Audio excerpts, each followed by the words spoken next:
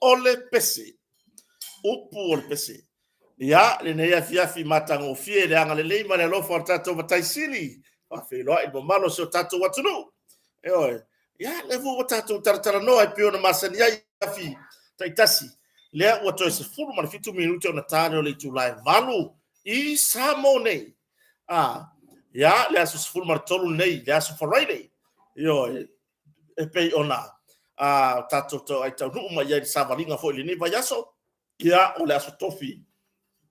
O le aso tofi foi inicio o atunu ia tai peo se na tato uso le motele le motu i sasa ya tutuila mamanua ya o Hawaii, Alaska, America io ma loro so i fo manuia lewa na kulunga ka ko YouTube i tai mi lei yo ko ka ko YouTube se lo ngai fa vela fa ko na kulua ya ngala bo vela ya ba ga bo wa ka ko ya ma loro so i fo manuia ma loro fo lau fa tai le tua o tatou au mai nei taimi o le fiafi ia lo tu mau pelo na alofa mulo na ngale lei tai saunga le mu mai le soifua ma le ola so tatou watunu ia ile nei foi vai ngale aso ia le foi o mo watu le mara malama ia le foi o bong sasa mo nei ia o le ase tulaga o ia ile nai tu le laro langi lo e mafuta mai ai ia polo tatou fai me fatasi foi sa mo nei ma lo soifua manuia e ia di tatonunga o lo tau fai tu sai tatou i manuia o tatou tai sili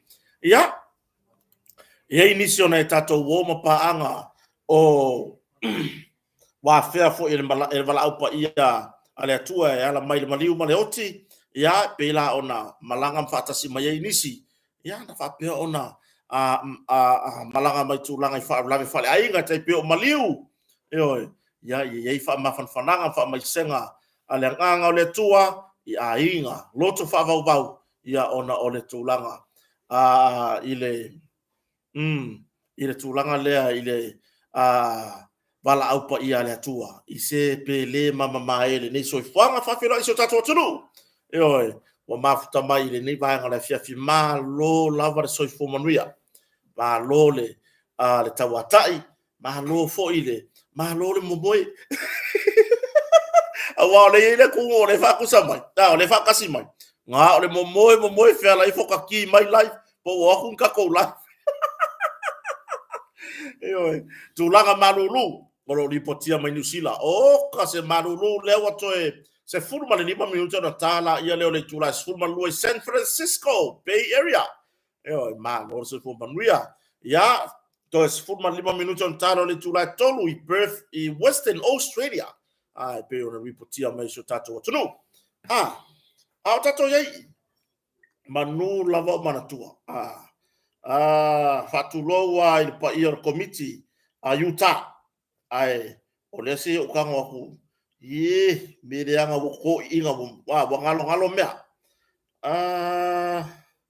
mo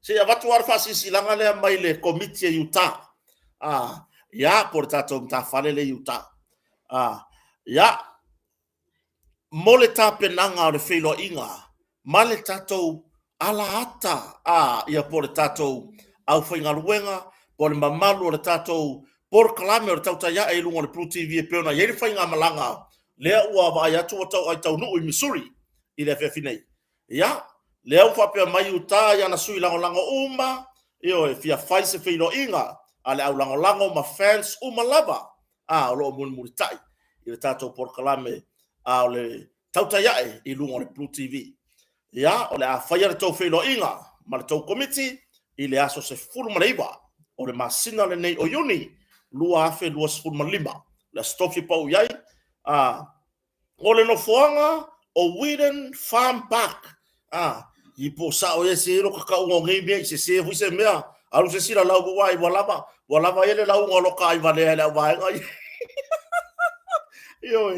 o le nofoanga po le place location Whedon Farm Park address 14125 South Pankata Parkway o yo le ka fiu lo sia ka ma fa yaku ye se bese se vidi mai se fa saur ka ngo ya me pela e o ngo foi America Utah ya o le nei fa silanga o le taimi me taua aso se fulma le ivo yuni luafes lusuma lima por masina ne yuni ya o to uma saporas o le aulangolango ya mare to committee ia vai le fafetai le sunga le kopo ya pepeli o le ai mama lama pepe ngai me yo kopo fai kwa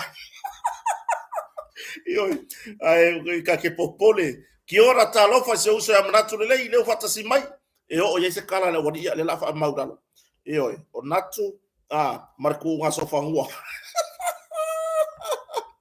io pe ona yai ya aso tofila aso se forma limo aso se forma le iva tasi iva o le masina ne yuni lu afe lu suma lima ile itula e ono le afiafi io e famari committee ayuta ya o fia faisto filo inga ya wa fu de fa mo mbo to ai tau du watu o le tato team fa salalau io ngai ko inga ko inga o kire loa por ale me lenga mo musure u por ko inga ya to da fo asina maftamai o kire loa por ale me lenga mo musure u por ko inga ai o le me magingo ua makukua ngala nga po ore ulu asiaka ya wasinga pe wa alo le po ai wa la fiersinga le atawa o vali io tu ivasa wo ko inga io ya mar sunga le loya la wa va le loya la fiorolo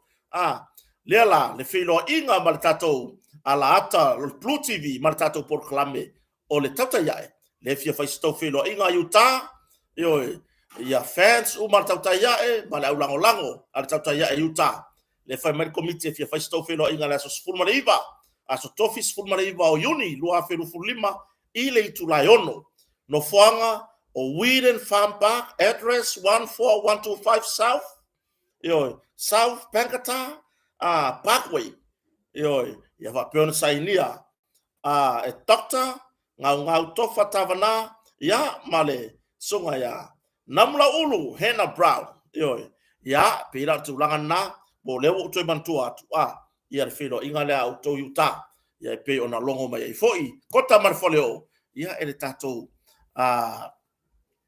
committee uta wasito filo inga ya nga ya ne yai tato fanga solo mai ne fiafi malo fa tai to tele le tunu le mafta mai ya te lo fo ye va be aka ko ya ai pio tu langa ne fiafi ya vi ele tu tato wa mai ne va ya ngore fiafi le tapo inga fo yo tato fa masinonga vi ele tu fa tai tapo iso tato tunu ya ai mai so tawol manga ma fo fuanga tato vanga fa fa fa to toilet tu sa mo tasi ele o fakanga kango ye ia ka ko committee ta penanga mole tato fa mo road show me fa pena ya le faya na o se fa mtalanga i ta penanga ye ai na ona fa pe o sa fa mtalanga na ona fa pe o sa fa mtalanga fa ya tu la fefili nei e maka ukia ta penanga o le tato anava pe on ta pena ya i tato vanga fa to le tu sa mo tas ai se yo o lava le taimi e fa ai lo ia mai ai le tato anava tau ya ona to si la fia la ya ai mo mori fa tato motonga le fionga ya lupe matasi la va ya ai mai se ya le tato company le fa tua ya fu mono sufari ya male fa nau e tu sai fo i male lango fa wa pea o lo fai tato proclame kota mar fareo ya manisi o tato ala ata pe ona yai ya ai le ngata fo ilea fai mai le motonga wa fa wow le tato fa pitoa le sa fai mole tuto tasi ya mole le time limas full pasene wow ye pa ma walalo o le tulanga ya tato o loa na fale ya ai le ngata ile fa pitoa tulanga i masini maloli a wanga luenga tele mna umiai ya ai o le situlanga o le tulanga fartani malo fio mai matala au mai ai malanga mai Samoa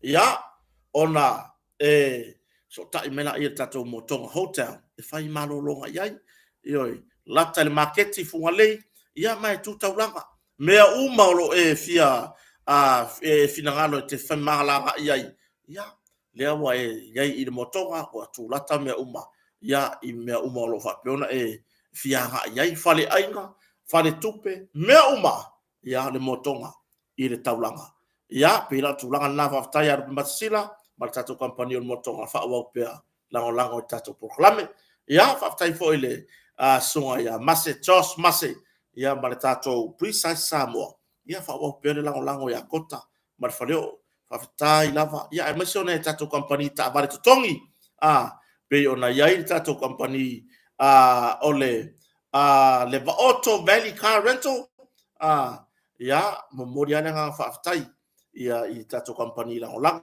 pe ona ia mo utoi malanga mai tunu mau so tai mai ia sunga fo ia petelo ia po feo petelo ia ma tatou company ta vale totongi i lotopa ia e mese tatou company ta vale totongi ia MS Car Rental pe ona ia murfanua ia fa so tai mai kota ona ta pena atula ia leo so sa ia walo to ai tau no mai samonei ia i tā whaonga o whaarulawe ainga ma le tele o nisi o fofuanga pio na imlanga mai ai. Ia ala tatu tartara no le nei a piafi. O le mata upu, ne ufatasi mai le sisu yo Utah, po le Presidential Committee. Ia, mata iliga pasi, ka fiolai ka penganga Utah, ka fiaru aku ai Amerika. O ke fia palasi a Utah. Ioi, ia atono ese teime fetau le lei, ono le lei teime.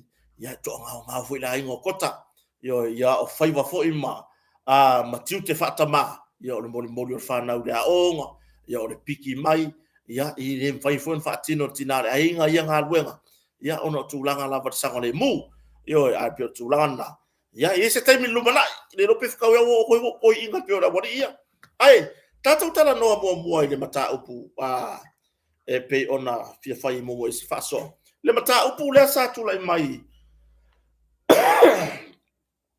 Ile mta upure sa tatu ta u foi po na po. Le sa fa pe ona fa ya ile tangi ale sui fa o yori foi. Ole tu malo o safata ya i safata lua. Po le sui fa o yori le ta pena mole fa nga palo tai la le fu ale hero pipi ya le la sa fa pe ona fa ya lan tangi fa sanga si tamali foi. Ole tu malo safata ona o le faalinga o lona fina ngalo i lunga o pena tawhai langi po lunga on Facebook. E o rata mpaka so ta ia le sunga ia filwa ai.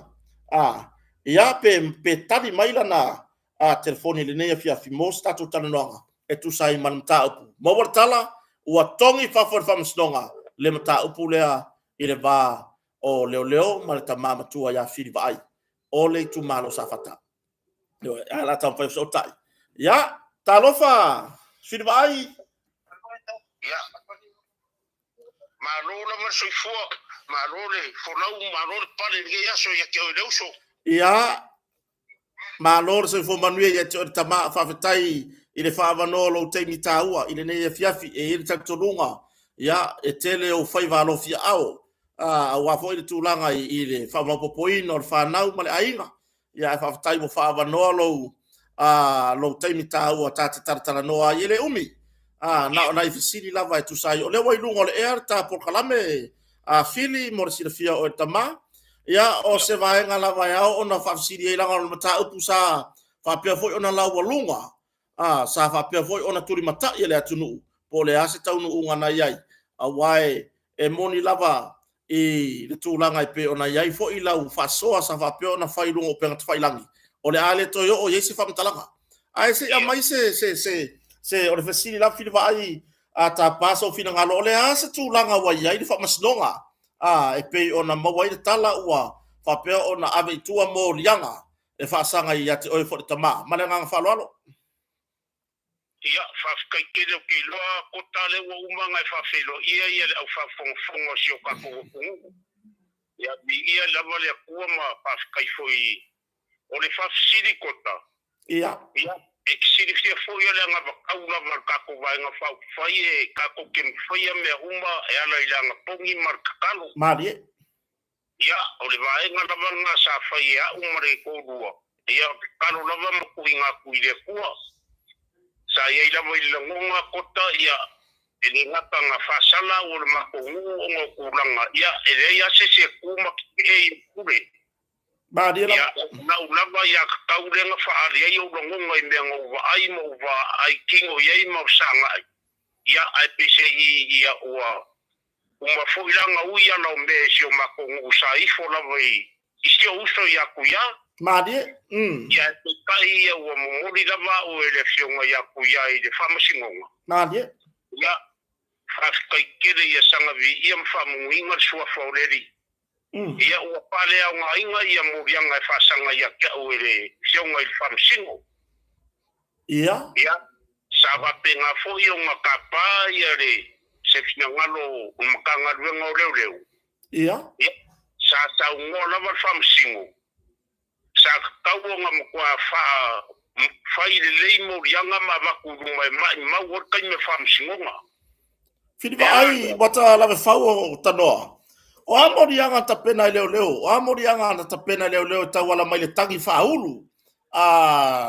Sunga fo ya tu ya pai tu lo fo swa fo leta mali por sui fa orioli. Mole tu malo sa fata lua. Mole fanga palo tolu mana nei. O amori anga sa tapena im tanga bela. Yung tawga morianga le moria ya wa pe wo tonga la fo upui le sionga ya kuya o paleanga swa fo kuya ya ai na pau yo morianga ya le la sa sidi fam singo po a upu Ia. ya ai na pauanga me nga moria ya upu la fo ai le ka uwa mfa mangingo po a me ngala fo ya le ngala sa ngombe lo fam singo Awa morianga ya mayoko filiva ai wa ya upu lafo i songa lafo ya kuya ai leo pamba umbawa mai lalo po a upu lafo ngal mai mawa kanyo famsinga Ia. ya wana ngofa pe mai lole ya famsingo ya wa tolo ia mafale anga inga morianga fa sanga ya filiva ai ya sa ngoma lo mai songa famsingo ya filiva ai wa fale anga inga fa fama ya morianga fa sanga ya ki oi o melea o le ale padi ale lo ia le ngalu ya Yesu na wo siria ko ya Yesu por ale que foi mo o le fa Ia. ya o fa por le ya lo fa ku le ri no lo ko mo lo nga ko ya pa pe poyo nga ya ngale ya ku le lo ko o ye fa pe o ya ki oi ya sa ngo mo lo tamsi ya fa pe ngao nga e faye lo uso ka u ko le fongi upu anga mai upu na foye i e ranga lengi upu ka u mai ya u fonga power mo bianga wa upu na fo ai le ka upu a mena de ya aluia o ember mawia ya o upu ro fam singo sa u fofo ya faide mak kalo maro ko romare si o ya ko pa ye deri Fili. Famol mole la va ole se tulanga o yai le lua va fa fenga yai ma le toa fio anga ai mai se o le sunga ya tu ya pe ona tawala i mata upu nei mata nga ngole leo o yai se tulanga o yai se fa le lenga po se tulanga fa pena ile mako ia ya ono o le la mo ke fa ingu nge o le fonga u fongo mako mi skale nge yo lo mo kia mangu rinko pesao ia ya o le le ya se mako u ya se me fa le ko ia malo o ku ma u fo lo fo kala ruma fa ya mo fongo mako wa ingai i u fa yo mako Fili e se fa moe i se sila sanga le nei mata upu a wai pe ona tatara noa ile fato a fai lo morianga e fai ona e toi fa pula mai taimina fai lo morianga ai mai se taimina o to leo au mai oe o fair foi le officer leo na malanga atu au mai oe e fai lo morianga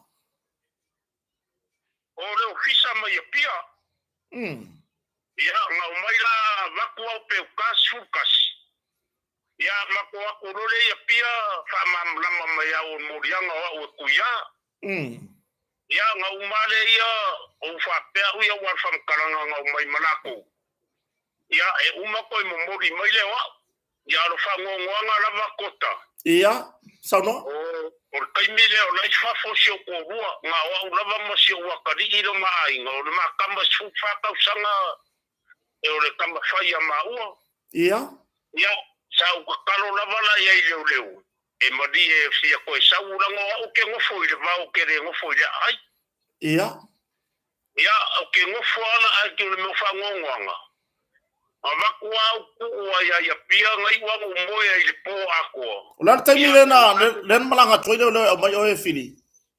Ya? Ola taimile sa malanga toile le mai la sunga. E faile mta upula. Masalo por ka suka sikaya. Ya ila ura kilo ya fu ya umang faila kfam kalanga wa masalo por fala kule leskala. Ya au ka fiofia ya ka ikai o ngai wa umoya ya Malaysia fa ngwa ngave ule pala ula malava ngwa ku ave ule si ai ngor fa au sa fo ya la ku ngwa talo fai ya umo suwa ya le ko oi ilsena talo fai me ko nga pe ole ke ngo fa ma ka ma fa wai e ko dinga mai ka ko ku le sa ku fa mai le ku e mongi la mai ku ra fo ma dia la ya au la vai ele ai se lo fo ye mkanga ngau le o pumongi ale la wale mo maulanga wo ye ma dia la me ko ngale fa nga wo lo kaloko pa kia mai ke va valo la ma ko ku vai mai fast wa ka nga fu mo ngi me fa le ko le ke kilo ya ya fili le taimi na talai oi na tala oi tua ala fo le taimi sa talai oi tua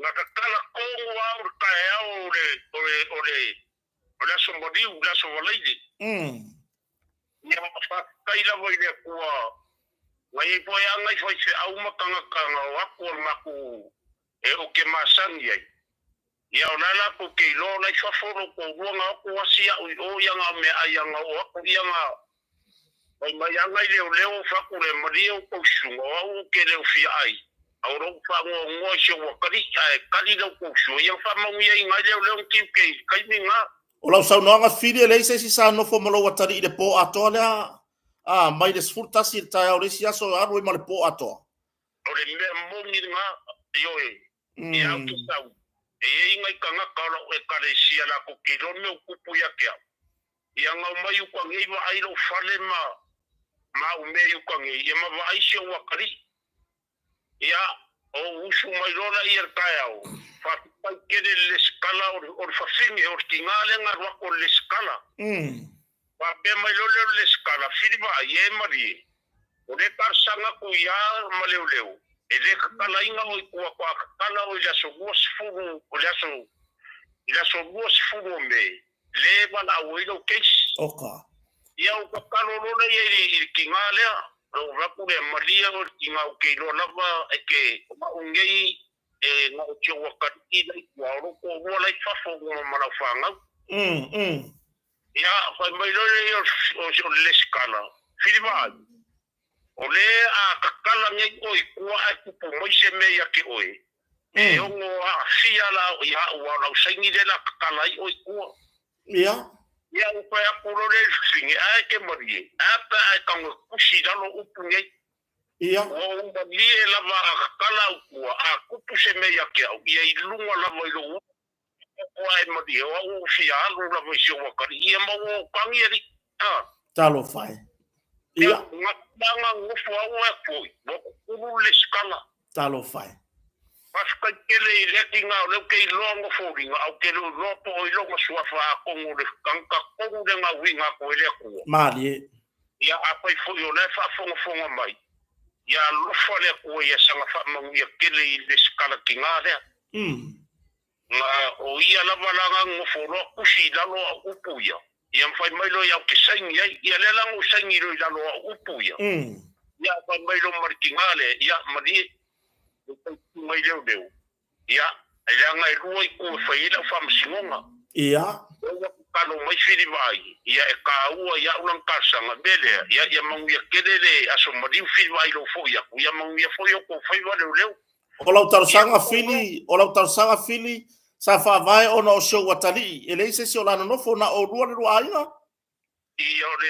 ko ba ngo ro ya ingis ya se me mangu la vai ure la vai ya ku ya ma leu kamali la vai ye ya te o menga e ka e lu fa o si wa kari ba Fili. ya no ka nge de lo fale ya o mai o kele o ya o mai ro piki ya ku si wa kari ngava ai lava leo kangi lo wakari ia la ku kene ia lo foi lo wakari talu fai e foi kaya mau ia ia wi olea e foi ala mar sekala ingaleri ke fa mangalo lava ia la ku kene lo le angol me la ku foi ia ke ma dia lava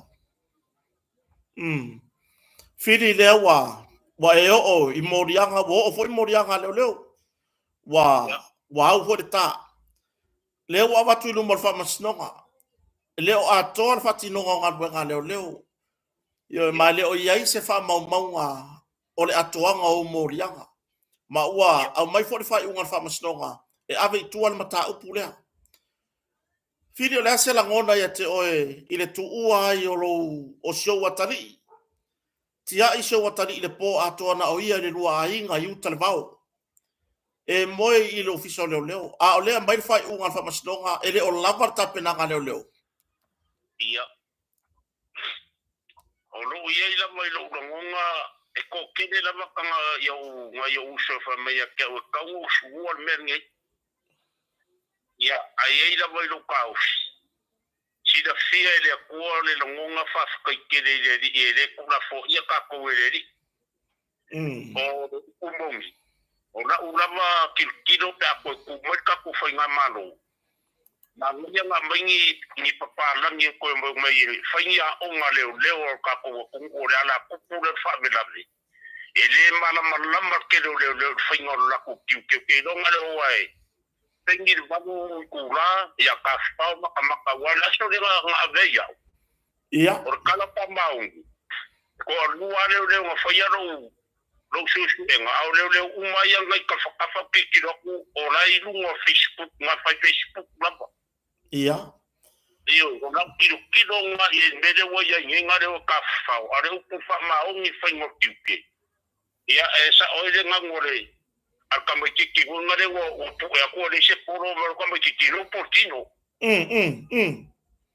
ia se kama kiki ai kwa ngar ka ko kumalo fili ia aka mo kiki nge ya mako fili fa tai lo fina ngalo fa dia lewa wa e fa ilo me uma fa tai fo i lo wanganga a loto fa mangalo e tu sai fo i manei moria a wal me moni ya ele a fa ele se tapena nga leo le se mata upu o le mai mau o tai mi le sa ai ai mai mau tai me fa masnonga i pe ona moni mau fa masnonga ya ai fa tai e o le tama tapena nga palota so tato tu maro sa fata fili o le han tapena nga ia ila we mai tau ia o lo manguia lava masolo ngale ia le kilo i fa nga paloka o le kumalo ni sa fa ka dua ia na una kilo ia balu senge o pas uma mana ya nga o ke masangi o ke alu so ai ngu o ia mako kumalo ke alu ye mo meu madiu me fatenga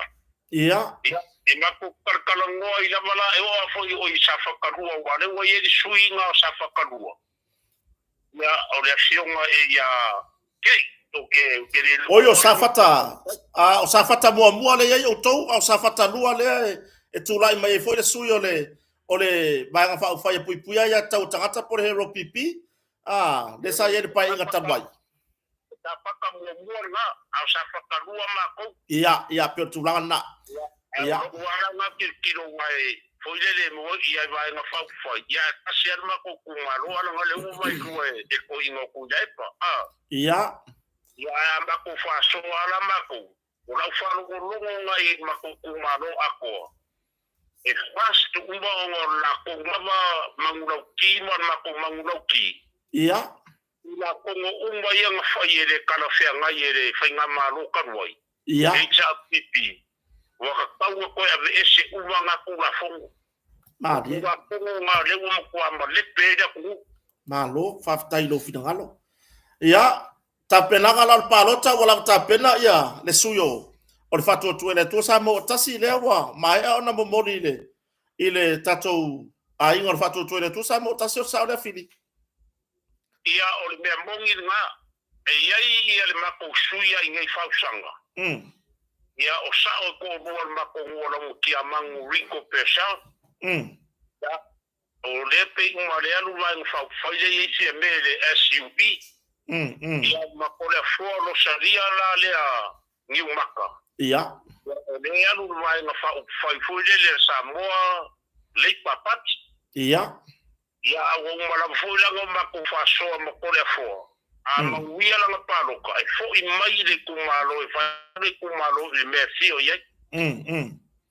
ia a o pa ila manki o ia kongu le wa run la lo fu ale mai nga fa fa ia le arka ku mai nga fa fa ia fafta ia man ko ia paloka ia le melilo nga le nga kanga ia o ki no fo ia wi le va wa un sao ma ko le va fer lo ia ia o sesio la ua ia kangu paloka ia malo ia ia faftai a filivai ia wa faravela le nei por kalame kota marfareo ia fofuanga ai la foatu le nei avanoa le nei lao e fai foi sau noanga ia o le avo se meo e fi sau no ia ele ngata le mata upu e pe ona e afia ai ma e tu e tono pot famsino e ui ile le lava o le tapenaga na tanga leo ai wa faali lava ile atua le moni male taimi le atua ia ai mese fori se fa malosi tapenaga tato fa palota o lo manei male nga fa lo ia fafka kele pota bi ia le li ia o soro fua ia la umkaupu o ke no fa kele foi mo kuya o kele i se uso ya kuya power mele uma ku mai var kangari le fo ku kai ngule le ko so nga yo i manguia ia la vale ku o la uia fa malosi i le paloka ia o ki pari kongu la vai au kota ia nga le mo miki kanga kasamo ula baba ai la ngo tang ke foi ka kuspo ia sano no er ka ku ole ofi mai kongo sa momo ka ku kalia o ku mai ku esi le uma sofa ila ku ala ngeme wa nga fa fai ilo ula ba ka kongo badi le wa par ka imele ku e u yang sa ngos ka se foi se au fa pe mai o so se vai nga fa foi fa pi ele ngole ku e mala ya ele nga ka nga pala se sa kangi la langi nga langa isa kangi o ke li wa ya u wa ulama e fai a uma ngelu mamla mo le winga ta fa maro anga upu ia kota ia sauno nanga sakang ole a ura unga fo kuspa ia o ke milo se upu kuspa ia fa malo se ta wa ole fai te au le ngona fo upu ia ka konga filvai ele se fai se au le akua mali au sakang ka malo le ia pe ura ia ngala wa ia tau o lo mau ole wa kartai o e fo isa mo wala vai nga fa faile o lang fa ko ile kua sa mo o kas ma dia la ko ile kua e mo wa ma ye so son pas kai ke le vai nga fa fai mo la ko kai nga la ko fa ma ike de swafa dia o le ngo ko wa le vai nga fa fai ka fa fo e sa fo la o le ku ma dia la ya pia mama ngai mai la makanga i ngwa mai ele ngo rua fa so mo kasi al pai mamalu ia pai nga ufi mai ko mo ka ko kalia vai nga fa fai party o I ko wale ngo lo ele mana malama I kanga kai ngo la ko fa ufi mai vai nga fa fai ko I la mo mai sa kangi ia ka le pera ko le la mo ka ko wa ai e mo ngi ola o maule te fa ia ula fa kuanga ya apa eu fa fongo mai le ku peni ya o ku alalo fa vai pou mar paulo au mar tangi el ku makke filvai mali ta ku lango I le fa nga fa fai e fa ku lai mai la udi wa uma ku lai mai ku le to pa ku vai fast food ka sanga nga manguia nga la ku mali sa pa mo ye nga mali wa mo fo le mau wa lo mo ri kota ia wa lo poipa onga agar e de lua ka sanga fas nga wala ko ka sanga mai sa o ka pa ai fa ola me ai mai ne fas fu ka sanga o ke lalo I fo le lalo I fo fa di mango walu ave kuska changa o mai se nga se vei ya de se mea o ila le fa ma e la mau o fa nga malo kong wale kong ka sia samo e alo lo fa kong ka makti wa te fil mai ia ma di lava ya ai fa ka kele mo wa ngoa kota ia ko bangu ko ia mau wala ko fa ngea ko fa o e o ke kifo lo ya wai fai oi ma fofonga o ka ko uma tai lava o ia ke fale o inga o ma ko loko nga tai lava ya vi ia le ri ma se fo ia le uso ya siaka ma le ya kaua fonki ia mungisi o ka ko wale si fasal lau ya ma se fo ia me malangi nge ka ko isamo nge ia mangana savea ia ma lo fa fetai lava fini vai lo taimi ta ua wa fa va no mo ta por kalame a me se foi ia o le watani na fisini sa manatu tu inatu ya te orta ma ia ai tate toe feroa I se temi muli o te o tu lava se I va ai ngai I ka ko ku malo foi ia mare tu langa o ia foi le ai nga orta ma ia ai me se foi ia le mo tala le sa mo nitina ia ai me se ia fanau vi ia le tua I tari fa adiari wa mai tu langa o la mutaupu ia ai tato e wheroa ia se taimi whiriwai, ia ai whato whawhaso I fua le nei taimi. Ia soifua ia kota. Ia whasoifua. Ia le ngā la ua whawhafonga so tatu atu nuu. I le moli mau. Ole ma nei ai o le au mainga o le moli mau lea. Whamaruru so tatu atu nuu. O ngai le I iei iri a kuangi mea kai kango e kuaku I lunga ia ai se taimi o tangola ia watu I lunga ia le ata fu o sita mama tua ia whiriwai ia le pe ona iai mo lianga whasanga ia te ia ia le tala lava whiriwai le tūlanga na iai ia mara tūlanga whai unga whamastonga I pe ona au mai e le o se mea fau le mea le tono ni tanga luenga leo le whaapa o leo ni tapinanga le au tatu wawa ai ai le au tatou wawai ai. Le au lo whanga solo nei le mata upung o lo o lau walunga po le mata upu o lo te ma le whatumtumunga. I le mata I tū ma le whaai ale atunu. Le mata upu leo le o le sailinga la mea tonu. Ia o le nei fo I wa maua le awa noa marata mai a whiriwai. E le ai o le kaanga e kasi le sau wai. Le ai po le labo o le tapenanga le mtanga luenga malu le malo. Awale tu ina to mata upune I luma famslo wa le situlanga sa o mata wina ile tapenanga sa fa pe mar fa ngol morianga o sia fo ita mama tu tu sai fo I maritangi fa uru yo le ya tau fo ile atu ya pai ya tu lo lava ta o swafa o ya tau le atu ya le fa uru o lana tangi po lana mta upu ile mtanga ngol leo ye tu sai fo I po le har tu langa na yai ai o le tūlanga ia. La iei le ofisa o leo I sa fata. La iei le ofisa o leo I whalehalili. Ai o le neina malanga mamao atu lava leo ia pia nei. Au mai whiriwa ai whai mō lianga. Moe le sela. I le pō. Se ia au lia le aso na soai. Ma whaira na taro sanga I le restala. Ma ta tala ia I tua. Eo, I le taimi tonu le aso mariu. Ia, lea la ua tu ina hatu nta upuri mo whamastoa. Ua makua I oila kukongi ia le moe lea moe ese mai male ainga. Le moe susu le tau no I le tama. Susu ona la e piki mai e leo o lo susu le whainga o le ngā ruenga. Le ati na e o lona ainga. O le ua mai wha moe susu kongi. Ia, ai, o se taro sanga fo ima se tu alalo. Io, ia te au tau o manu le malo. Io, si tau tua nā. A wale a velo tau sai. I mata upu e a fia tuai le atunu. Ia tutusa lau wa ai tangata ua moria, ma le tangata e onga kangi. Ia tutusa lau wa ai I le tangata ua moria, ua fai ele morianga, po le tangata e whaasanga ele tangi, ma le kangaka o loo kangi. Ioi, ia tutusa lau wa ai, le winga lau whamtalanga.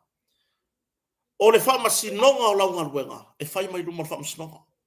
Ia lii matama I tai whamasino. Ioi, ai, ia va ai I le matua fo o sia tama mo le luma nai.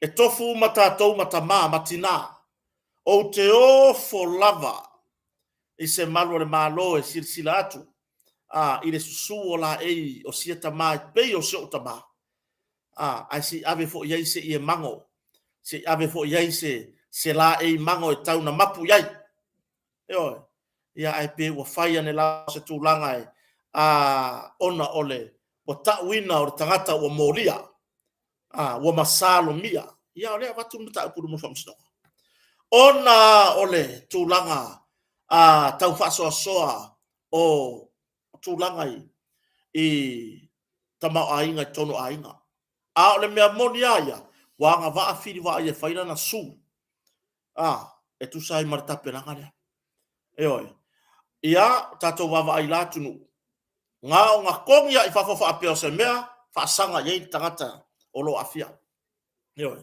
fa sanga ye tangata o lo afia oi o le tūlanga fa no ai nei tu inga yo inga fa penei ua ave ese mai male ainga moe le sela tia i le atali le ai se sina fa amuli le ai se mea ai na faia ai wa laki o nai ainga nai loa o mai firi va ai leo le ana so soani ai lo tanto no ua tle tasi le lua mata upo na mata nga leo ua o le tūlanga lea ole le toa ona tapena ma watu lu mo famsno ia pe foi la ona ye mata upo leo lo ngasolo nei leo le au esi tato famtalaga yo ai o le tūlanga le na vi ia le tua ua mai le tali foi mata upo sia tama yo o lana fa so lava na fai lunga o penga ta fai langi fa ali lo na finangalo ai peitai ia wanga va ai ia lesi fo i tangata soifua e fai na tangi fa sanga i sita mafo ia fili va ai o fa sanga ia ai fa fatai le tua lewa wa mawar tala ia lewa ave tua mta upu tongi fa fa msnonga le tu langa mta upu ole lesi tato mta upu le fafine ole restala mo fa palota yo le a tu ya tu lava yo se tato watu no fa mano losi mai le nawo tango share tu lunga le link o tere lo pe fa ko lo mai le le nawo ka go share tu lunga le link mole o le link le na mole le bo ka go share ku lunga la page ngalo ka go kiriki la lo i le link si ko so ku lunga le link wa ke aru ese aku le link le ngalo ka go kiriki i fiki ko ia ona malusi o se senga o mele i lo me so tato tunu oi fiki ya ke lo i lunga mala mea mo na tunu le fa fasili le fa ngalo le restala online fiki ya ke lo i lunga lo ka kiriki le link ka share aku fiki foro i lunga male martu langa le e lo pura fa de ko mi se senga ke le ngi ya o le la ye le tu langa le o so i fo ya ka ngai fa makalai ai ka lo la ye ki le me ngalo le online voter registration po la restala le fa nga ai lunga o penga te fa ilangi po tu langa me papet ngalo ka ngo ki le le kulanga nga ka kala mai lola ia le o e fa restala i lunga e fa restala i lunga o le tu langa le fa nga ai le online i lo tatonua fai mai ka ko le skala fa ngale online pa fa pe o ye tu langa le tu langa so ta inga i lungo telefoni ai mai se o to le fa nau ele o nga va al palota ai wo to au sia po to ye a onga la va to sia fia i lungo telefoni vai fiki mai lola ia le markamba dia o le la fa mai e ele ngan sa mo ele ngan fa Britania o ia mo ka kiri ngan sa mo ioi la fa la wa nga fa ngo fia ko mam la mai e mo ia ke kau pang Inggris ya si dia kule malam ngan samo ia le fa filo me officer fa nga palota talo fa lava o le vaenga le nei o fa matalanga mo fa nga palota ale officer commission fa nga palota restala nei lo ia ngalo ka ngaki diki le link le afo ile ia le parga ia kala mai lo officili o lo sultasi pe si dia to tausanga officili le saudu online officili ho nga le fai ile no fuanga le te restalai pe afa pe te online la restala nga pa wala le me mga obia nga e at wo le officer o fa nga palota le munu ngalo wa fa yo kula ngani pe fa pe uma ma le ta pena o isi me mana o miel online e te tau ona pu ele leile ata o lo pe pa whanau e te tau ona iaiso wata passport o mea umaia ia ele ese kai mingo ore posa waka nga sawa mako ai ele e mwhaiga pu ele aka e pu ele le yalo waka passport fa nga kai ele o banga o mea fu ele ofisa whaiga paloka mai lo ku mua ia kau dalo yoko mai vai po iau safi po pu ele le yalo waka nga kai pe o le aka passport nga ka penga la ia le e send langa ele ba nga send ka ia le tulanga ile ata le ia mo le tulanga foi nei ia le au ofisi mai ia to fina foi atola foi le link ia o le link le mo ka share atola foi asina nga voi lunga la uitu lau le Facebook le mo ka share atu le link e ke go through ai ala e oroka pela e ka ke masangi ia mea e o wala ki voi so songi me o sia pato ia ma sia ka ikasa ve ia le nga mafu ai nga fai ia vai dar fai ngofi nga le wa kai fai kulanga lima ia sangi lo mala pepa uma ia wa ko pu era lo wa kai o me mana o mia lo pepa fa nau fai o el tus folau pu ele le ka tus folau ia manino fai o el la sene apta vale pu ele le lo la sene apta vale ia malo waka passport pu ele le vai le wor fa pe se wor si ma ia pe vai se kama ki keri foi u se ia ikoa pu ele le nga kai le pu e ngolo waka ia manino le ia nga ave rola ia e send mai le office of nga palota ia lau numero palota ia nga o lau numela nga e kire ka uolo ngoi kai oi fa yo le numela fa kai ga tasi lua tolu fa di ma ono fitu waru iwa sfuru le numela nga lo wa kai kai ka le numela nga entare el kenyo le office po su yo le office lo yai fiki mai umai dunga fa ma mangwa le okay ma fa ko ama fa ga send mai ke o le numela nga pe afa mariina me uma lo mana mia mai lungole pe o pe fa nau ma me fa pena ia ar tulanga na le fa fonga so tatu tunu ka ko wanga iai ka ko wanga iai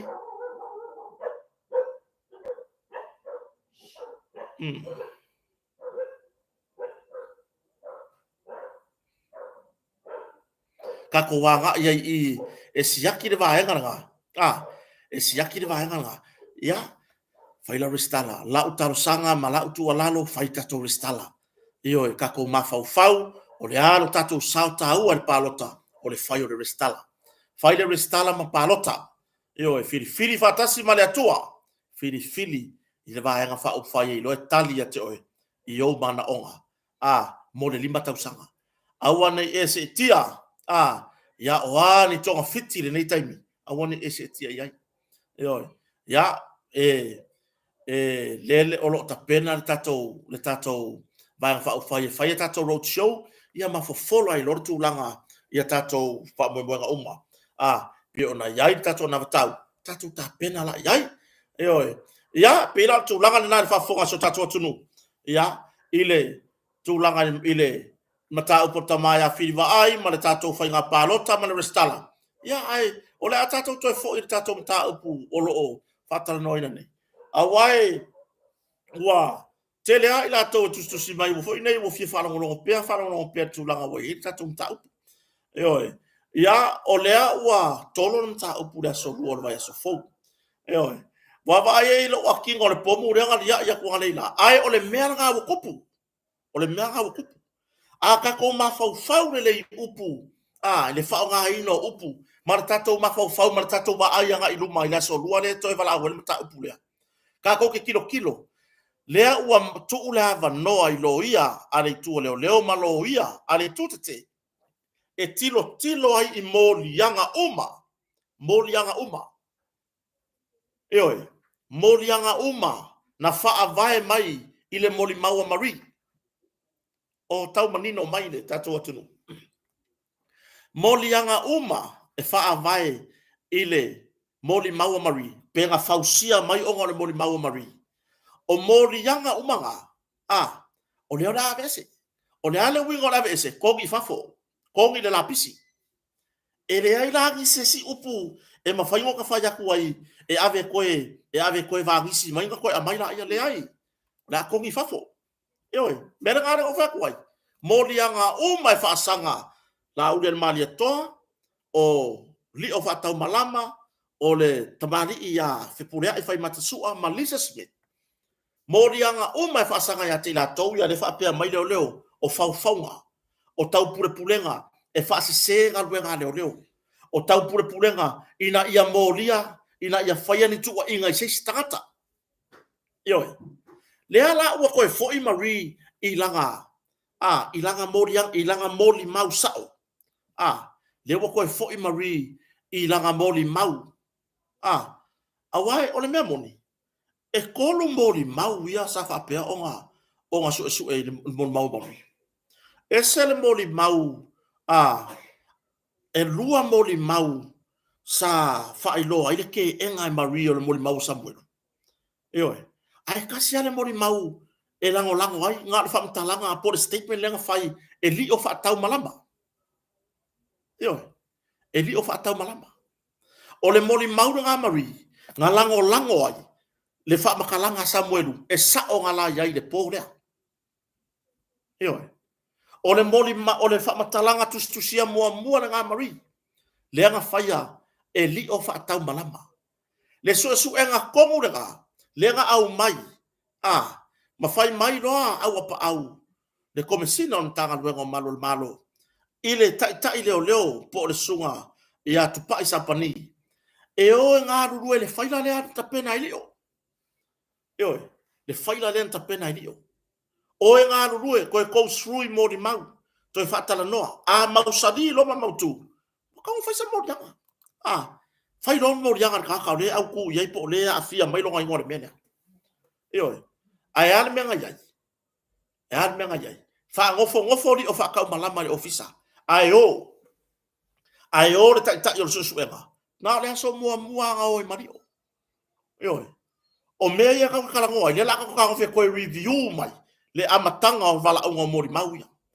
O le o mafainga fau. Se ka ko ki fanga i le mena. Ko uli o whaatau malama i le ofisa. Ngā o le aso mua nga oai. Ai o lako. Pe wa yeile ngā ngai po musu ave li o whaatau malama i le sosu. E ngā renga whaakongo kom singa. Ioi. Ia ka ilo yai kua aku ki o whaapea kom singa. Ia kua e pere o li o le ofisa e oko. Mea la ngā kau kere o loa. Ai tātou wa ngā i tātou i mea nā nginga i tono port farm sino. Sa kua li o le ofisa e o lako. O lako. Ioi. O ala ko fai lakse suenga. O le onga la lea la wari ia. Lea la nga sui ai lo malmoli mau mari. Ioi. Wa sui ai lo malmoli mau mari. O le suinga la lea le moli mau mari le whaafonga so tato atunu. O le suinga le moli mau mari. Nga whaavae mai ai loa ma moli yanga. Nga whaavae mai ai loa ma moli yanga. E whaasanga ia la aule maria toa. Whaasanga ia whipurea i whai mata. Whaasanga ia Lisa Smith. Mali o whaatau malama. Lenga mai mawa ia maranga ruenga. Leo mai mawa ia maranga ruenga. Sista mari, ia rio. Eoi. Leo mai mawa ia maranga ruenga. Karu ai. O ai sao le fau. O ai sao e onga fau nga. Eoi. Fau e leo le mea afi ai la kongi. O koe manga kua i lo maretala. Ale lo ia po ke si ia mai fafo. Uautou tau mawhai. Uautou tau mawhai. E whaase se ina. Le whamatalanga Samuel. Ina ia pui ai. Listangata. Ua ko ma fai fase se le fa matalanga Samuelu. Inga ia pui ai le kangaka. Kongu le mga umia. Eo. Se ka ko fa au kai. Le maka ukia.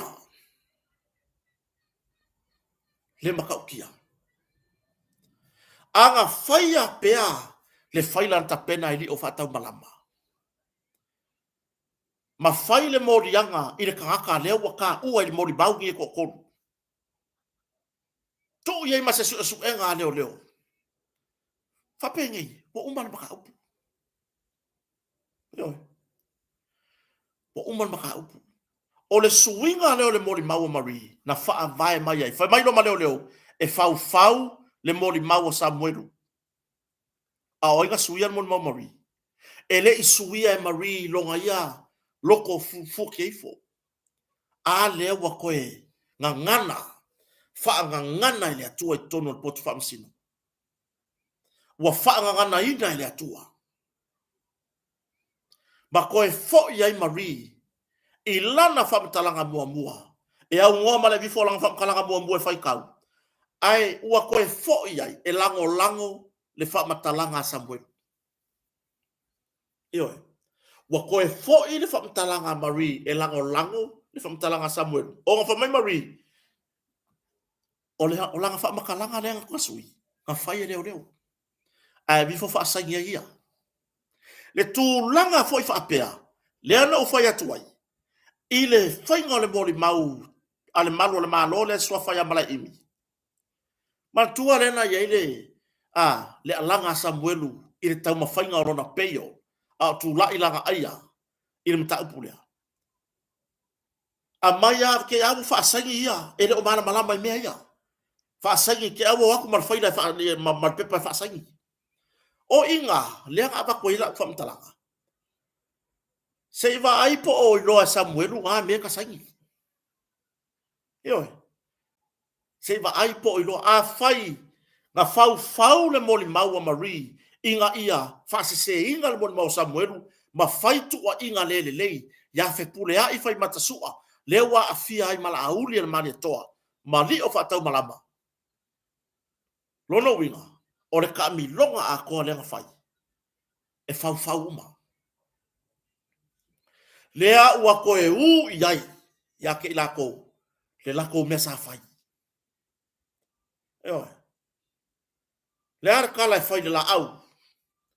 Lea re kala fo i lenga whai de la au. La au nga whau.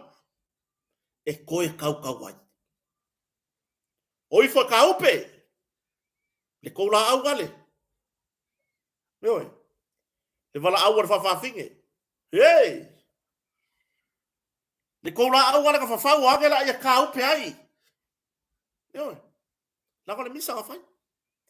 Oi. O whai le misa. Pa i whale ai ngale misa man whawhawhinge. O whai inga i whale lako piko wala ulo man whawhawhinge. Le kou la au gale kau ngā whau. O i whale e ka upe ai. Ka fio lai. Ai o le mea e whaanono ai.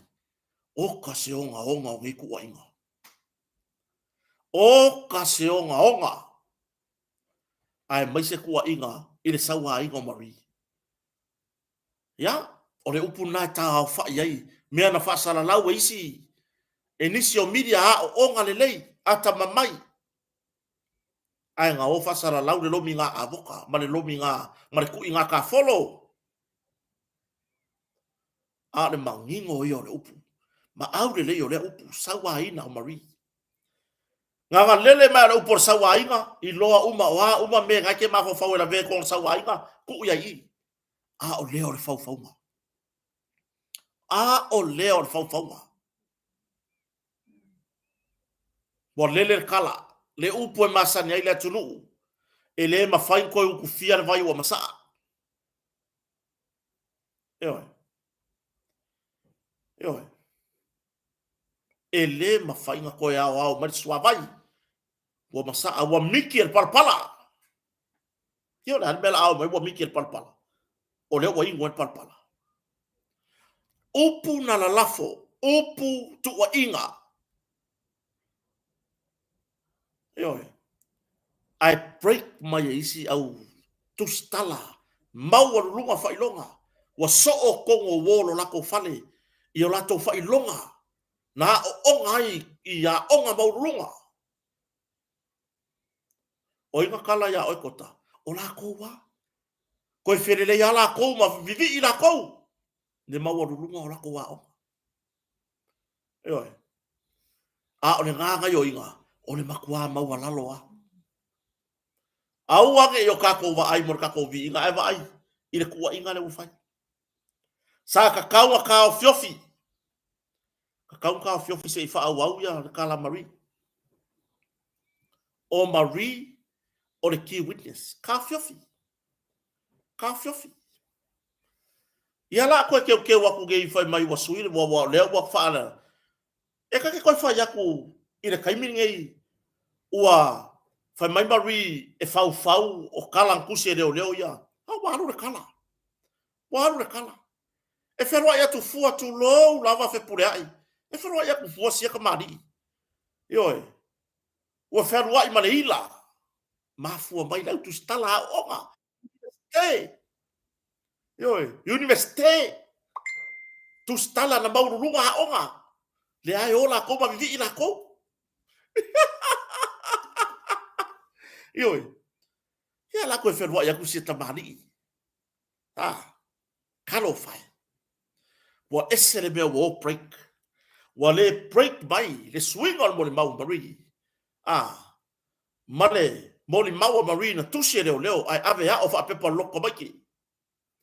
Yo, ole mele wa pe ya le. Ole ga kusi pepa loko mai Marie. Ala pepa le yo o le kai mele e ki ku e lu fa la pepa o mau. Matu ai. Ole tato tala le na. Ia manuia o to matua. Ai ola matou fa na so ifua. Wa vai. Yo. Wa ka ko fa u ka pepa loko mai ki ave ya. Yo. Kalo fai. Talo fai tamari anga. Le ala le mea, o le akau fi umi fo Samuelu e lalo vai ngale o leo.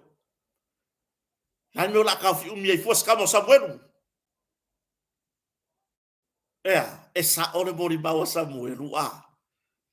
Yo. Ka ko wo ya ili mai ko ngol mon mau Samuelu. E le ilo Samuelu le ka kai mo ya le ala pule.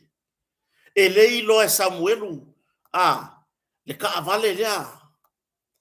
Yo. Ai wo to va ai skama le anga vai. Wo ko kilo fa pia sa panka. Le mea le e lai va ai. Ole va ai mawalalo. Oi. Va ai le va ai mawalalo lea. Sa le mafai ingo la. Ona o la tutalia. Le au ngangi ya ko Samuelu langa mori mau. Koe au le fanga ma povi. Isu ya koe o maka upurea. Le va ai le songa fua. Ka ai lo mafala. Oi. Koe a o le fanga, povi, ka ai lo mafala o maka upurea. A o molianga o mai whaasanga ia te ila tau nei. La au dia maria toa, fe purea i whai mata sua, li o whaatau malama, Malisa Smith. Molianga na, lea o tanga i ai, lo ia i tuelua. E ave ese. Molianga i o le whauwhaunga, tau purepulenga, e whaase sega luenga leo leo. E ave ese lai i, fea lai ave iai. Wal fasilinga. Fea la le mela ave molianga i ave iai. Ave de la pesi. Ai. Ia wha mamai ngō i la tau nei. Mantueli a maera i unga whamasinoka. O tau anu mangana. O le a ilo le lei molianga o mai whaasanga ia te i la tau nei. Ma moli mau e feso tai i, ka fio lai. Se mangu e alu re kaimi a koe moli mau pe pelo. Se mangu e mai mau re kaimi o whamasingonga. I ngei mau moli mau pe pelo. Se wha auka le fikus furu mo kupu moli mau. Leo e ai le taunu unga. I le so. I le tai au na leila. Le a ilo morianga uma nga wha avae mai. I le whai mai o leo. O Marie the key witness. Ioi. Langa sa pisa se kasi o kusikala. Ka o mai e kia ulangkana. A furu vae nga lea. Mo pisa. Wa ere mon mauro pisa. Io mo koe kau kala kaka. E a se alanga Samuelu nga alanga mai ai. le taimi o le tau mawhainga o le tatala o iei tua. O ke manga o yani mongi, mar komisinga o mai mo ke whafsanga i luma lo whamsino. Kako wa aya Samuelu sangi fia. Au le lei, sa o longa loko, mai mongi mea lela asau finga. Eo, mongi mea ia la asau finga. Le kako wa aya kuyai. Ye, se pior kama kiki fwa asau fafo balvalele. Le au le lei o Samuelu. Fa au le lei le atua. Le tangata e tautala i la mio tonu. Ai are kai minga la kusi kama ka wanga au leo ilanga mori mau. Ai au mai leo lunga longa faila. Au mai lunga longa previous conviction record. Au mai lunga mafa adiani le lalo langi. Fa moyo sapangka. Ai aka ko mafau pangka sai le ku ka makau re di faola. Ore kai mia le nga au ngang ko le di faola le ali ie.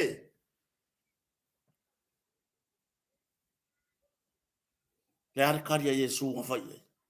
O le aso ka ke feiloa iai. Ilo malu. Alea. Ele iwa a Yesu a me o se pangka. Ai ale wa ai leo Samoa. O le pangka Samuelu. O si kama alu e kau sape le alu. O mea ia nga ka fau ai lo lako mangaku. Mau lako lea manga ia. Ai wa ave lo lako fa kuanga.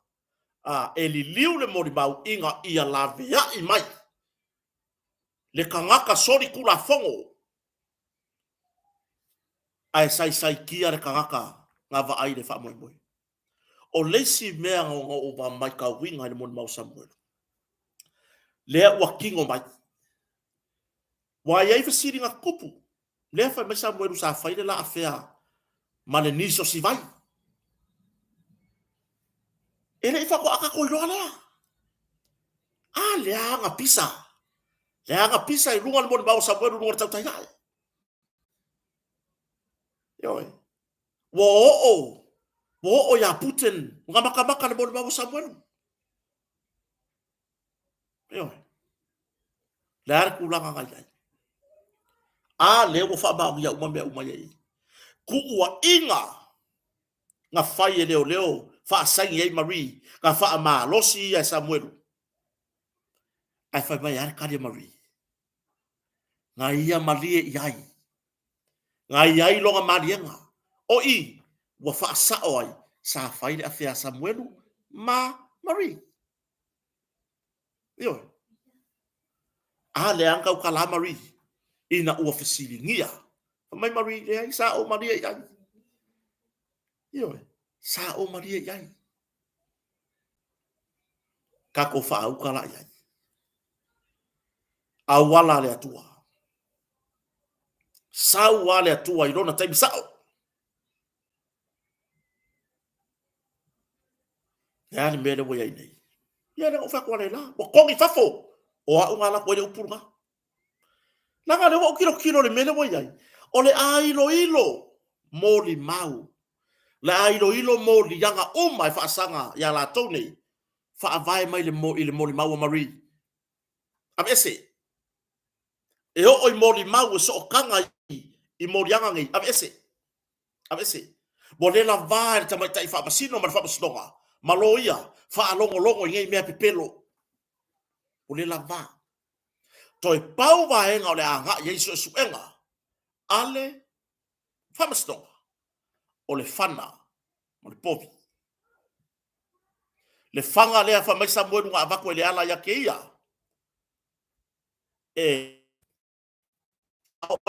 Au del maleto ma olo.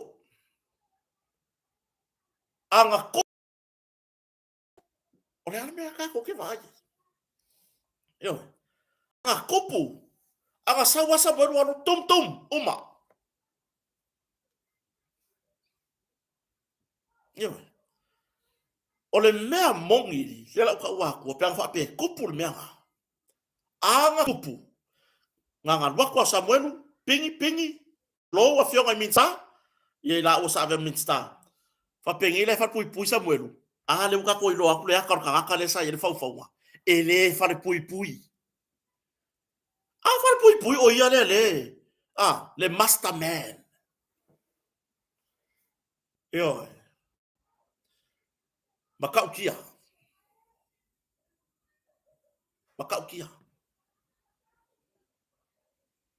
povi alatanu isi ngei ka haka pepelo kau ofe o mai ilunga yo wa kuilo fu mafanga ma kwa fa ma fia plankeke pulpulu yo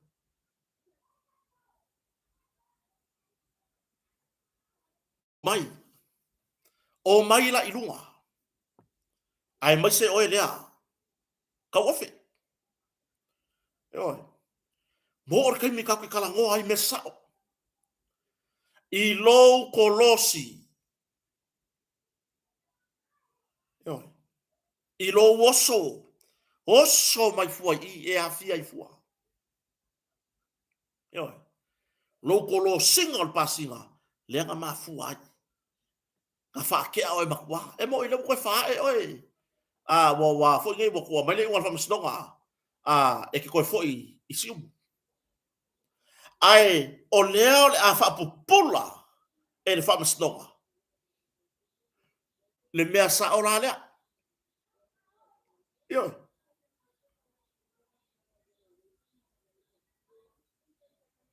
e ale mea nga mako ka pisai e sao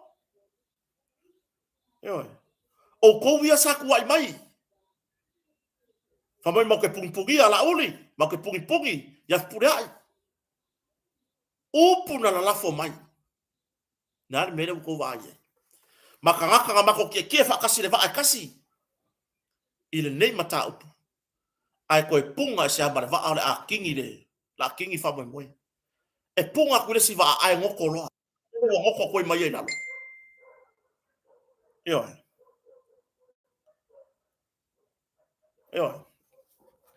ade wo ngoko ko mai na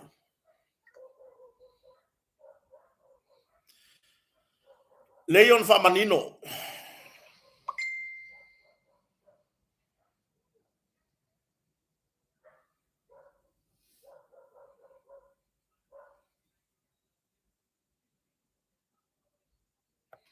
ka fio na ile ngai kuskala ka fio na ile ngai kusikala wo peio le su ai fia le ku nga fa kuskala ai le yo ku nga fa kuskala ai le ka fio na ile me wa pipi ai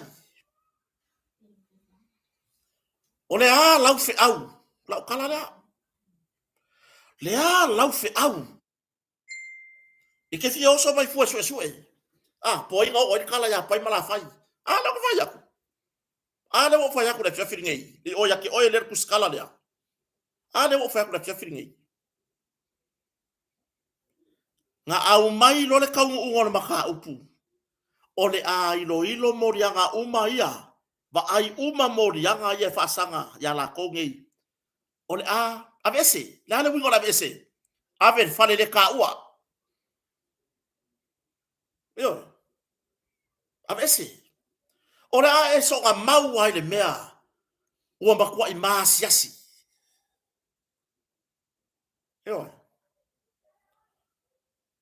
le wa kusi ele le posta se tasi to fine o le ua a fia i manga ia i be le fa makau la mera e o se foi mai le fa makau ku yo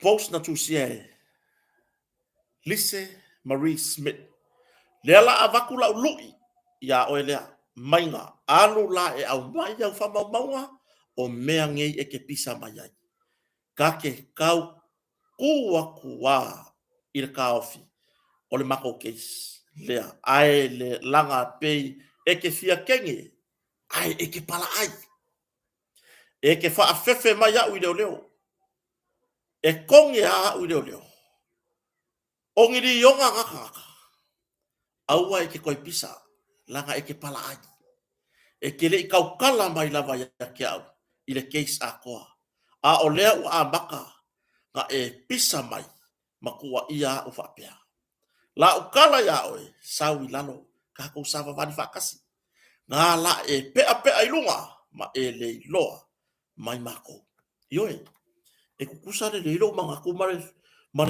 mare kuskusinga al to fine lea ioe e kukusa le lo mga ku mare kuskusinga lea nga kako yai umai i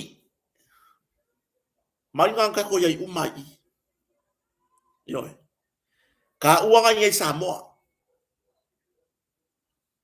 le har kam ka fa yo nga fa i media ave coupe le kausinga o fanga o Samuel ave coupe il kausinga o fanga o Samuel ionga anti sia nga yai bon to fa fine o inga o ko kongi lo ia o inga o le ava ngo ile skai sa e aru ko kongi le lo ia le mea manga wa ke ia yawa e oi ia pe yor kulanga nga so ia ia ia le ka ufi ma fa maka o mai ka leo so ia le fa yor nga me o le wanga fa mai la ave leo oi fa mai la ave leo nga kausa ili sesi Samoa ngei e au mai ere fa kuanga au waku langa i se lengi ma me fa penga oi nga fili ya oe ma kofia oe ya ele esi tamai tai la lei tamai tai pese au lei ya pali i Marilyn Levea e au mai e te ore fatu tuanga i meia i le taimi a tol mata upul nei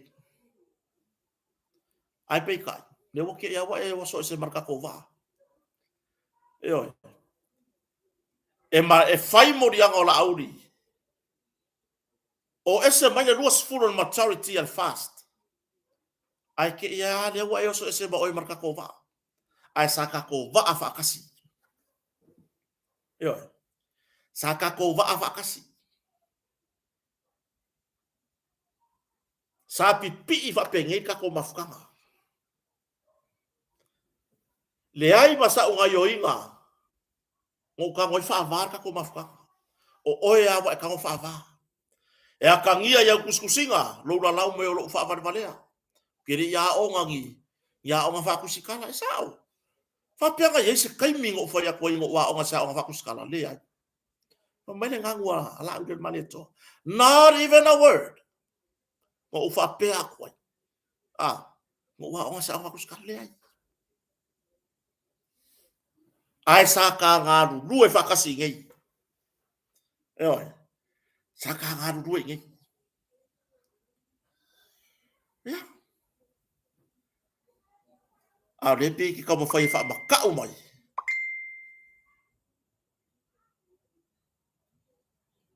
di fa ma ka o mai ku langa ole ave leo le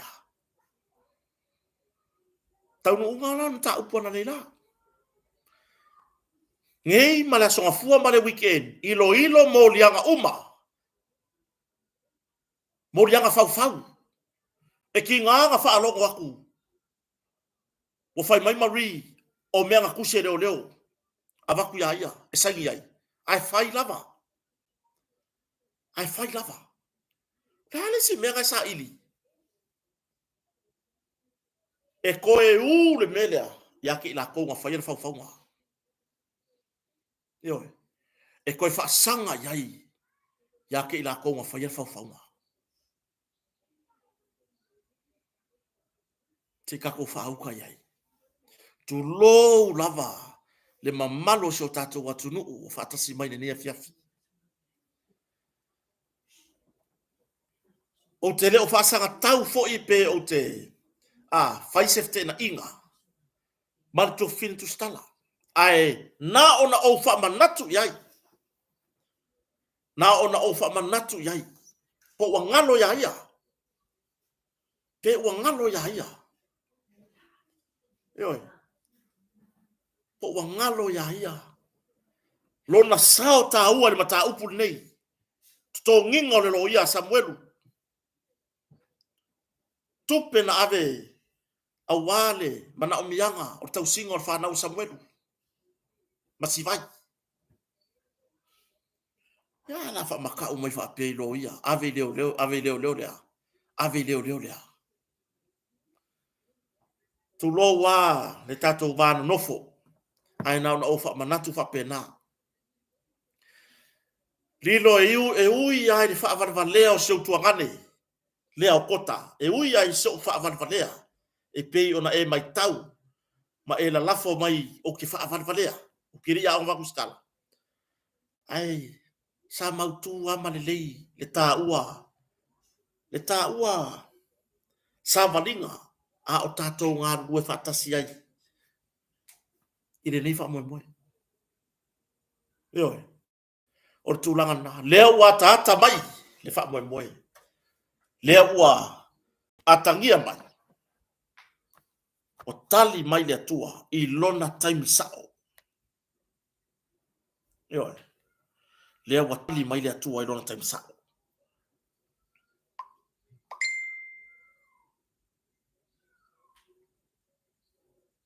yo o le aka ako le meringi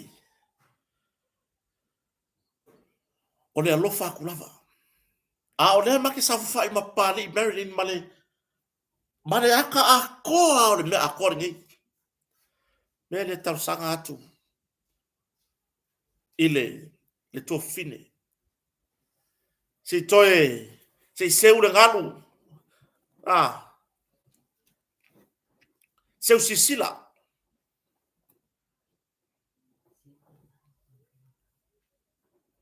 yo seu le manu ai tanga i le galu ile o ngalo le kako mafukanga kako mafukai ya o mai tau atu ya tava ai ma fa no na te loa lo fa lo alo no tusia tu foi la messenger au ai te toe fai ni tu singa e o sofa ai e tangata tausi oi lo tamari a fa tu stala sa fa tu atu lava se tu ngane fa valea e oi ai petai ya ono le tamai ya tu langa mata upu tatu tadia la solua sa ungi mai ala tanu Malepovi o le aso su ei Carlos sia ia au mai le povi ko ngol pok famasi au mai le povi ko ngol pok famasi se fa kau kala le povi se fa ngana mai le povi yo ia foi se me manga o mianga fa ni wa nganga le povi wa fa mai le povi wa ile ke ke ga le povi foi le piwo fongi foi le leisu o ai le mokia se tulo ai piwo alu le pefu puiso mai lulu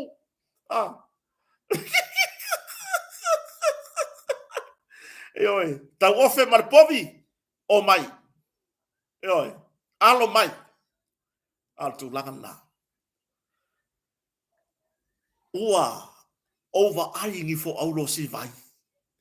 Oi, oka. Esa o asa bun. Langana yele pinge. Ola yele pinge o kala asa bun. Anga fa pinge o ke vai ya si vai yele ingi o ka. Tu lo wal to fine. Fango o fai aku. O fai ala o yengi foi o fai mai Samuel. Yo. Ai. Botari le tua. Le moli mau sa fa se. Ona ma nei o upu nei na mai e ke si nei mai fafo. Wa tau ma fai e tau se ina pe fa se ina le moli mau o Samuelu. Ina ia pui pui ai se tangata. Moka ko ilo umar ka ka le ka pui pui. Yo. Fea ea le tali le au ta aper fai nga malo. Manino le sau noanga tabai tai fai pule le sa ave ba le fa ta aper pan mene. Le sa ave ma fai pule.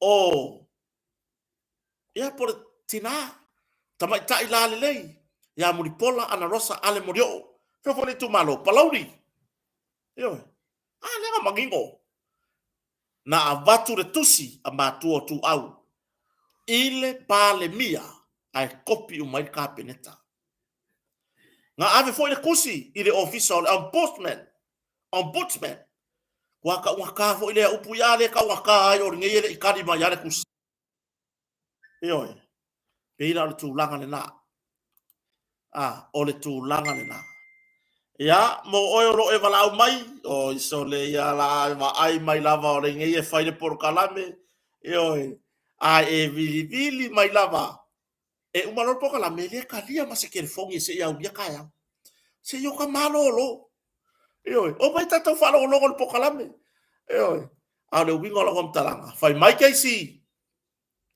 o to tau ma fai le fai le tu le o to tau ma fai fa se le fa matalanga Samuel ina ia pui pui ai se tagata le mo kako kilo umai ai o le manai o le taime tupu ai le mata upu le nei le mata upu le nei wa o le to tele na ala langa e lokala auli tu lo siata mani o kale kelo le waenga nga alanga aya lar kai mingai le mo umale alanga lokala audi au alanga e pepero lo ia ya mai fafo ku uia ia la fa fa mai pepero lo ia ua makua isa ausi le whaafofonga. Ale tamai tai wha amasino. I tawaru manga le ni matau. Mai ua matuai. Iailo tantonunga. Ua ta pena le tamai tai wha amasino. Mōna na whai unga. Ua ta pena le tamai tai wha amasino. Mō lana whai unga i le matau pule nei. Ia. O le whana. Ma le povi. Le vai aso fou, le aso lua. Toe pau i o vaenga, o loo fia wha manino. Ai loo tantonunga, wa tauna tala Samuelu i tua. Wa ka kaunga ka kala Samuelu. Na mea rin ka fi umi Samuelu. Na mea rin ka fi umi fuala Samuelu. Ka fi o laile ngei le mea rin ngei ngoka pese a kuai lava. Le mea le ngei ngoka pese a kuai lava. Eo.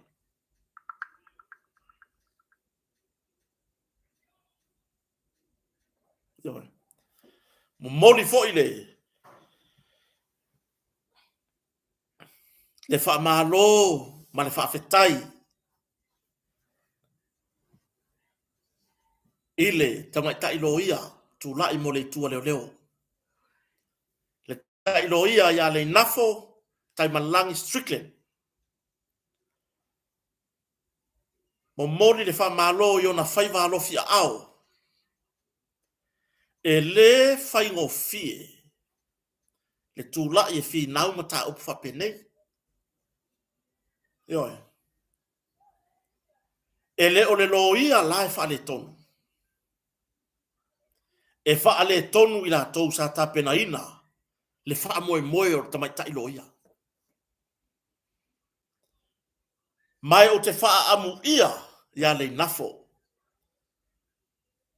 Manai loia Samoa so tatu watunu o lo iai tono le nei mata upu. O te fa amu isi tamai tai loia ia le nafo Strickland. O le tamai tai loia ia Miro Lui. O le tamai tai loia ia Tania to iloa. O ile si tamai tai loia le to lua ma balei nafo ile tua leo. O te faa amu ia te ila tone. Ua sao fafai ile nei mata upu. Maua lunga ai maise. O le experience. Alo ia nei mai fafopo KC. Lea ua mawhai o na fetu fai. Eoi. Maua i fo i se fasilinga. Mo le la tau fo i ngā luenga. I Samoa nei. Fa malo le tautua. Fa malo le tapena. Isi tamai tai loia. Malona soa tau. O lo tu lai mai mo le tua leo. Eoi. Faya lava au tiute. Pei ona wala awina oi. Ai pei tai. Ua leo ngatasi le futia ma le umele. Ona o tapenanga. Ua le tino mai. Le faa moe moe. Ona o le faa le tonu. O le tapenanga. Eoi. Aua te pole. Le nafo. Aua te popole se metasi. Eoi. Faafetai i lau finau. Faafetai i lau to mai malo wanga waa. Ua fofola umai le mata upure nei.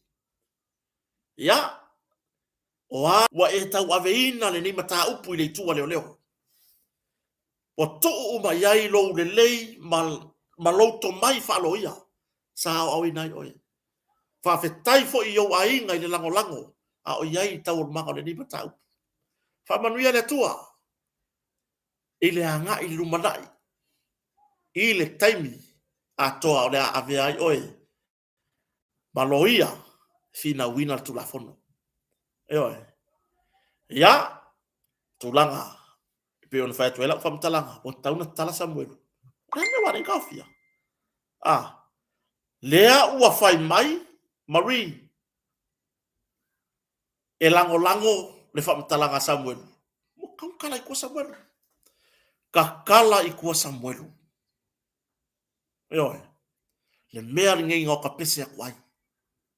Alu. Le nei mata upu.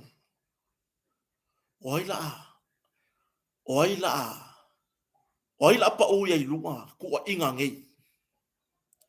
Eoe. Alu foi. Tawalu manga le nei mata upu.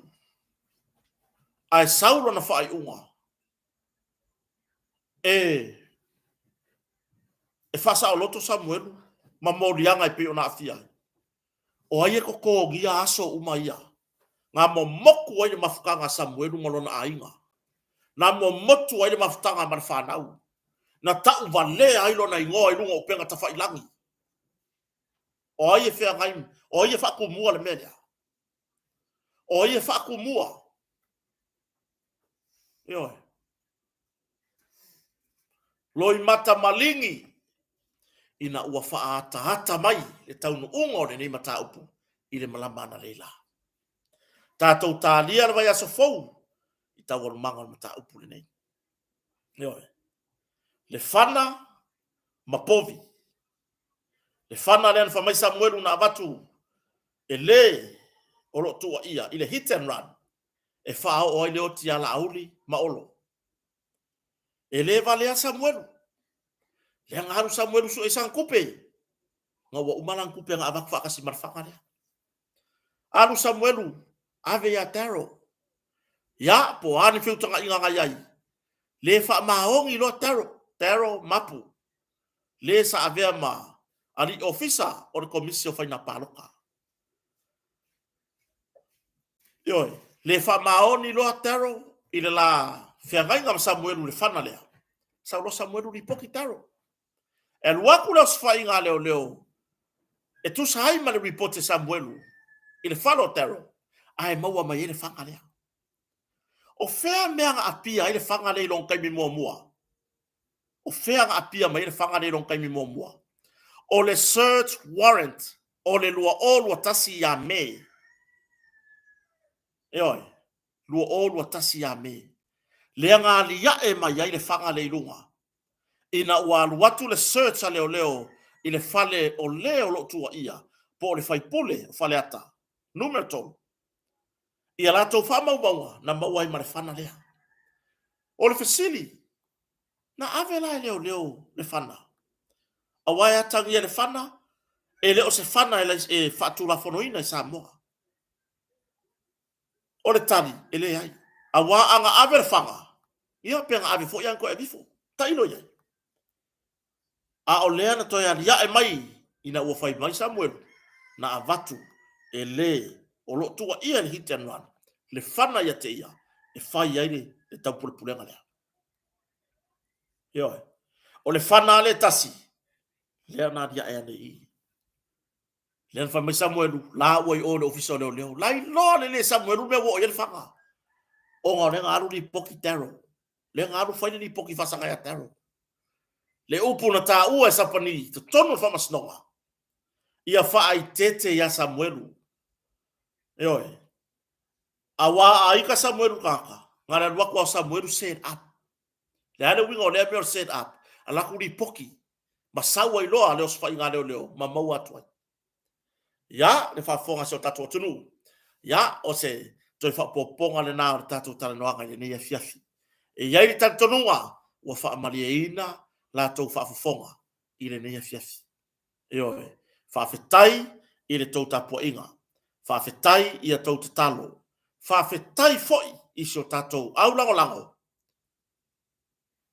Le sa i linga o le amio tonu. I a tato ruru. Lea ua tino mai. Lea ua tino mai. Le ngā ioinga. E taunga tā. A e sao tato tutou whatasi. E tau soa. Ma fesoa soani. I le tato mau. Sa ili le amio tonu. O whaiva e tapua ia. O whaiva ia ya e malemanu ia. A o whaiva pia koko e. Ma amu mai a ki kako. Ia lewa e marfuia. Ioi. Whaiva e tapua ia ya e malemanu ia. A o le koko e ma amu mai. Leo ua o marfuia. Tato whaeroa e fwoi tai au. I se whapoponga o tato porklame. Kota marfare o. Whawhetai tele le tau whatasi mai. A wana ngalo, share le tato porklame. Like and subscribe i lunga le tato YouTube channel. Ioi, tau tua nā, tato restala whainga pālota. Le fwoi te tala le aswa tai au. Mai le manu le tai au. Ile lima ile afiafi. O le stonai. O mai whai tato restala. Lo sao taua lea ni filfilinga o taitai. O lesi paia inga le so nei. Tato whaeroa i tai au. Ile alofa baleanga leo le tua. Kota marfaleo mai sabonei. Fato whawhasoi fua. Manu ia le fiafi.